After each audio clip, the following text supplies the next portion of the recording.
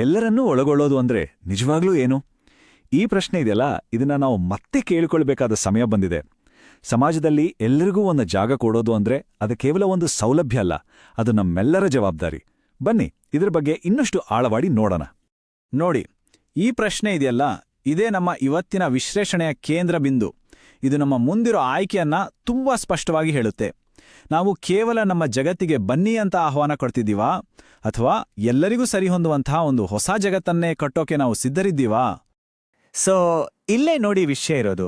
ಒಂದು ಕಡೆ ಸಮೀಕರಣದ ದಾರಿ, ಅಂದ್ರೆ ಎಲ್ಲರೂ ಒಂದೇ ಥರ ಇರಬೇಕು ಅನ್ನೋದು. ಇನ್ನೊಂದು ಕಡೆ ಪರಿವರ್ತನೆಯ ದಾರಿ, ಅಂದ್ರೆ ಎಲ್ಲರನ್ನೂ ಒಟ್ಟಿಗೆ ಸೇರಿಸಿಕೊಂಡು ಹೊಸದಾಗೇನಾದರೂ ಸೃಷ್ಟಿ ಮಾಡೋದು. ಹಾಗಾದ್ರೆ ಈ ಎರಡೂ ಯೋಚನೆಗಳ ನಡುವಿನ ಅಸಲಿ ವ್ಯತ್ಯಾಸವಾದ್ರೂ ಏನು? ಇದು ನಮ್ಮೆಲ್ಲರಿಗೂ ಯಾಕಿಷ್ಟು ಮುಖ್ಯ? ಬನ್ನಿ ಇದನ್ನ ಅರ್ಥ ಮಾಡ್ಕೊಳ್ಳೋಣ. ಒಂದು ಒಳ್ಳೆ ಭವಿಷ್ಯವನ್ನ ಕಟ್ಟೋಕ್ ಮುಂಚೆ ನಾವು ಮೊದಲು ನಮ್ಮ ಇವತ್ತಿನ ಯೋಚನೆಗಳು ಎಲ್ಲಿಂದ ಬರ್ತಿವೆ ಅಂತ ಅರ್ಥ ಮಾಡ್ಕೋಬೇಕು ಅಲ್ವಾ? ಹಾಗಾಗಿ ನಮ್ಮ ಹಳೆ ಐಡಿಯಾಗಳನ್ನ, ನಮ್ಮ ಹಳೆಯ ಕಲ್ಪನೆಗಳನ್ನ ಮೊದಲು ಪ್ರಶ್ನೆ ಮಾಡೋಣ. ಅಲ್ಲಿಂದಲೇ ನಮ್ಮ ಈ ಪಯಣ ಶುರುವಾಗಬೇಕು. ಇದು ನೋಡಿ ಸಾಂಪ್ರದಾಯಿಕ ವೈದ್ಯಕೀಯ ಮಾಡೆಲ್. ಇದರ ಪ್ರಕಾರ ಸಮಸ್ಯೆ ಇರೋದು ವ್ಯಕ್ತಿಯಲ್ಲಿ, ಅವರನ್ನ ಸರಿಪಡಿಸಬೇಕು, ಚಿಕಿತ್ಸೆ ಕೊಡಬೇಕು ಅನ್ನೋದೇ ಇದರ ಫೋಕಸ್. ಇದು ಸಹಾನುಭೂತಿಯನ್ನು ಹುಟ್ಟಿಸಬಹುದು ನಿಜ, ಆದರೆ ಸಮಾನತೆಯನ್ನ, ಸಹಭಾಗಿತ್ವವನ್ನ ಬೆಳೆಸೋದು ಕಷ್ಟ. ಆದ್ರೆ ಸಾಮಾಜಿಕ ಮಾಡೆಲ್ ಇದನ್ನ ಸಂಪೂರ್ಣವಾಗಿ ತಿರುಗಿಸಾಕುತ್ತೆ. ಅದು ಹೇಳುತ್ತೆ, ಹೇ, ಸಮಸ್ಯೆ ವ್ಯಕ್ತಿಯಲ್ಲಲ್ಲ, ಬದಲಾಗಿ ಅವರಿಗೆ ಸರಿಹೊಂದದ ಹಾಗೆ ಇರೋ ಈ ಸಮಾಜದಲ್ಲಿದೆ ಅಂತ. ಇಲ್ಲಿ ಜವಾಬ್ದಾರಿ ವ್ಯಕ್ತಿಯಿಂದ ಇಡೀ ಸಮಾಜದ ಕಡೆಗೆ ವರ್ಗಾವಣೆಯಾಗುತ್ತೆ. ವಿಕಲಚೇತನರ ಹಕ್ಕುಗಳ ಕಾರ್ಯಕರ್ತೆ ಸ್ಟೆಲಾ ಯಂಗ್ ಅವರ ಈ ಮಾತು ಇದನ್ನೆಷ್ಟು ಚೆನ್ನಾಗಿ ಹೇಳುತ್ತೆ ನೋಡಿ. ವಿಕಲಾಂಗತೆ ಅನ್ನೋದು ವ್ಯಕ್ತಿಗೂ ಮತ್ತು ಪರಿಸರಕ್ಕೂ ನಡುವೆ ಮ್ಯಾಚ್ ಆಗ್ತಿಲ್ಲ ಅನ್ನೋದಷ್ಟೇ. ಅಂದ್ರೆ ಸಮಸ್ಯೆ ಇರೋದು ಮೆಟ್ಲು ಹತ್ತೋಕ್ಕಾಗದ ವ್ಯಕ್ತಿಯಲ್ಲಿ ಅಲ್ಲ, ಬದಲಿಗೆ ಆ ಕಟ್ಟಡದಲ್ಲಿ ಒಂದು ರ್ಯಾಂಪ್ ಇಲ್ಲ ಅನ್ನೋದು. ಯೋಚನೆ ಮಾಡಿ, ಬೇರೆಯವರಿಗೋಸ್ಕರ ಸಮಾಜಕ್ಕೆ ಹೊಂದಿಕೊಳ್ಳೋಕೆ ಅಂತ ಒಬ್ಬ ವ್ಯಕ್ತಿ ತನ್ನ ಸಹಜವಾದ ಗುಣಗಳನ್ನ ಮುಚ್ಚಿಟ್ಕೊಂಡು ಒಂದು ಮುಖವಾಡ ಹಾಕೊಂಡು ಬದುಕಬೇಕಾಗಿ ಬಂದ್ರೆ ಇದರ ಮಾನಸಿಕ ಒತ್ತಡ ಎಷ್ಟಿರುತ್ತೆ ಅಲ್ವಾ? ದೀರ್ಘಕಾಲದಲ್ಲಿ ಇದು ಅವರನ್ನೇ ಅವರು ಕಳ್ಕೊಳ್ಳೋ ಹಾಗೆ ಮಾಡುತ್ತೆ. ಇದು ಒಳಗೊಳ್ಳುವಿಕೆ ಅಲ್ಲ, ಇದು ಬಲವಂತ ಅಷ್ಟೇ. ಸರಿ, ಈ ಹಳೆ ಯೋಚನೆಗಳಿಂದ ನಮ್ಮ ಯೋಚನಾ ಲಹರಿಗೆ ಹೇಗೆಲ್ಲ ಮಿತಿಗಳು ಬರುತ್ತೆ ಅಂತ ನೋಡಿದ್ವಿ. ಹಾಗಾದ್ರೆ ಬನ್ನಿ ಈಗ ಮಾನವನ ಭಿನ್ನತೆಯನ್ನ ಒಂದು ಸಂಪತ್ತಿನ ಹಾಗೆ ನೋಡುವ ಒಂದು ಹೊಸ ಪಾಸಿಟಿವ್ ಆದ ದೃಷ್ಟಿಕೋನದ ಕಡೆಗೆ ಹೋಗೋಣ. ಇದೇ ನೋಡಿ ನ್ಯೂರೋಡೈವರ್ಸಿಟಿ ಪ್ಯಾರಾಡೈಮ್. ಸಿಂಪಲ್ ಆಗಿ ಹೇಳೋದಾದ್ರೆ, ಆಟಿಸಂ, ADHD ತರಹದ ನರವೈಜ್ಞಾನಿಕ ವ್ಯತ್ಯಾಸಗಳು ಕಾಯಿಲೆಗಳಲ್ಲ, ಬದಲಿಗೆ ಮನುಷ್ಯರಲ್ಲಿರೋ ಸಹಜವಾದ ವೈವಿಧ್ಯತೆಯ ಒಂದು ಭಾಗ.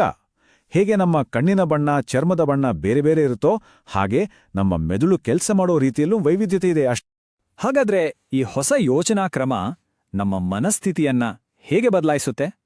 ನೋಡಿ, ಜನರನ್ನು ನಾರ್ಮಲ್ ಮಾಡೋದನ್ನ ಬಿಟ್ಟು ಅವರನ್ನ ಇದ್ದ ಹಾಗೆ ಸ್ವೀಕರಿಸೋದು, ಅವರನ್ನ ಸರಿಪಡಿಸೋ ಬದಲು ಅವರ ಸಾಮರ್ಥ್ಯಗಳನ್ನ ಗುರುತಿಸಿ ಸಬಲೀಕರಣಗೊಳಿಸೋದು, ಇದೇ ಅಲ್ವಾ ನಿಜವಾದ ಗೌರವ? ಇಲ್ಲಿ ಬರೋದೇ ಒಂದು ಅದ್ಭುತವಾದ ರೂಪಕ. ವಿಷಯ ಇರೋದು ಮನೆ ಸೀಲಿಂಗ್ ಸ್ವಲ್ಪ ಕೆಳಗ್ ಮಾಡೋದಾಗ್ಲಿ ಅಥವಾ ಬಾಗಿಲನ್ನ ಸ್ವಲ್ಪ ಅಗಲ ಮಾಡೋದ್ರಲ್ಲ ಅಲ್ಲ, ಬದಲಿಗೆ ಎಲ್ರಿಗೂ ಸರಿಹೊಂದುವ ಹಾಗೆ ಆ ಮನೇನೇ, ಆ ಇಡೀ ರಚನೆಯನ್ನೇ ಹೊಸದಾಗಿ ಕಲ್ಪಿಸ್ಕೊಳ್ಳೋದು. ಇದಲ್ವಾ ಗೇಮ್ ಚೇಂಜರ್? ಸರಿ, ಈ ಹೊಸ ಯೋಚನೆಗಳ ಅಡಿಪಾಯವನ್ನ ಹಾಕಿದ್ವಿ. ಈಗಿದನ್ನ ಪ್ರಾಕ್ಟಿಕಲ್ ಆಗಿ ಹೇಗೆ ಜಾರಿಗೆ ತರಬಹುದು ಅಂತ ನೋಡೋಣ. ಈ ಹೊಸ ಮಾಡೆಲ್ ನಮ್ಮ ಸುತ್ತಮುತ್ತಲಿನ ಪರಿಸರವನ್ನ ಹೇಗೆಲ್ಲೋ ಬದಲಾಯಿಸಬಹುದು? ಬನ್ನಿ ನೋಡೋಣ. ನೋಡಿ, ನಿಜವಾದ ಒಳಗೊಳ್ಳುವಿಕೆ ಅನ್ನೋದು ಎಲ್ಲೆಲ್ಲಿ ಬೇಕು? ಮನೆಯಲ್ಲಿ, ಶಾಲೆಯಲ್ಲಿ, ನಾವು ಕೆಲಸ ಮಾಡೋ ಜಾಗದಲ್ಲಿ, ಸಾರ್ವಜನಿಕ ಸ್ಥಳಗಳಲ್ಲಿ, ಅಷ್ಟೇ ಯಾಕೆ ನಮ್ಮ ಇಡೀ ಸಮುದಾಯದಲ್ಲಿ. ಈ ಪ್ರತಿಯೊಂದು ಕಡೆಯೋ ಪರಿಸರವನ್ನ ಎಲ್ಲರಿಗೂ ಅನುಕೂಲವಾಗುವ ಹಾಗೆ ವಿನ್ಯಾಸ ಮಾಡಬೇಕಾಗುತ್ತೆ. ಉದಾಹರಣೆಗೆ, ಒಂದು ಸೆನ್ಸರಿ ಸೇಫ್ ಜಾಗವನ್ನ ಹೇಗೆ ಸೃಷ್ಟಿಸಬಹುದು? ಕೆಲವರಿಗೆ ಜಾಸ್ತಿ ಶಬ್ದ, ಪ್ರಖರವಾದ ಬೆಳಕು ತೊಂದರೆ ಕೊಡಬಹುದು. ಅಂಥವರಿಗಾಗಿ ಮಂದ ಬೆಳಕು, ಶಾಂತವಾದ ವಾತಾವರಣ ಇರೋ ಜಾಗವನ್ನ ಒದಗಿಸೋದು.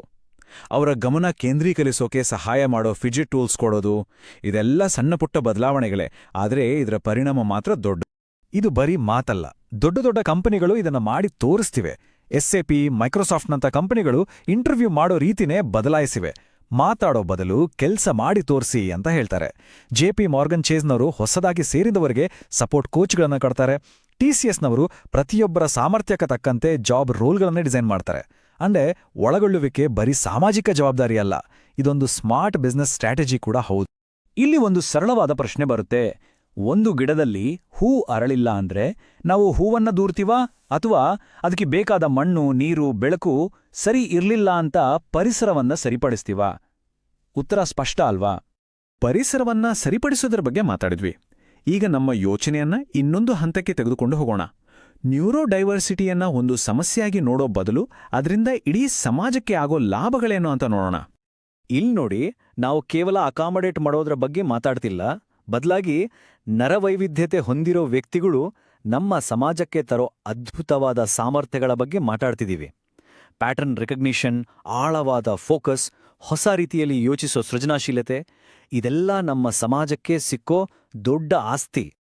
ಹಾಗಾದ್ರೆ ನಮ್ಮ ಇವತ್ತಿನ ಇಡೀ ಚರ್ಚೆಯ ಸಾರಾಂಶವೇನು? ಅದೇ ಪರಸ್ಪರ ಬೆಳವಣಿಗೆ.